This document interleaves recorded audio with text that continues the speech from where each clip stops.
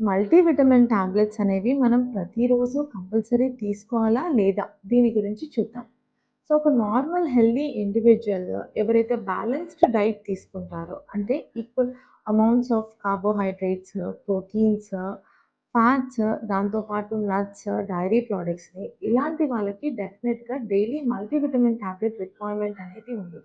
So, అలా అయితే ఎవరిలో మనం డైలీ తీసుకోమని సజెస్ట్ చేస్తాము అంటే, ఎవరైతే డైట్ మీద ఉన్నారో, ప్రాపర్‌గా ఫుడ్ అనేది తీసుకోరు. దాంతో పాటు ఎల్డర్లీ పీపుల్ 65 ఇయర్స్ పైబడిన వాళ్ళు బేసిక్‌గా ఫుడ్ కన్జంప్షన్ అనేది కొంచెం తక్కువ తీసుకుంటారు. అరుగుదల కూడా తక్కువుంటుంది కాబట్టి, వాళ్ళలో మల్టీవిటమిన్ అనేది సజెస్ట్ చేస్తాం. దాంతో పాటు ఎవరికైతే మాల్ అబ్జార్ప్షన్ సిండ్రోమ్స్ ఉంటాయో, ప్రెగ్నెన్సీ ప్లానింగ్ ఉంటుందో, బేరియాట్రిక్ సర్జరీ చేయించుకున్న వాళ్ళు, ఇలాంటి వాళ్ళలో మనం డెఫినిట్‌గా మల్టీవిటమిన్ సజెస్ట్ చేస్తాం. దీంతో పాటు ఎవరిలో అయితే ప్రూవెన్ డెఫిషియన్సీస్, అంటే మనం టెస్ట్ చేయించుకున్నాక విటమిన్ డి డెఫిషియన్సీ ఉంది, మెగ్నీషియం డెఫిషియన్సీ ఉంది అని ఎవిడెన్స్ ఉంటుందో, అలాంటి వాళ్ళలో we definitely go for a multivitamin tablets. Otherwise eating a healthy diet is much better.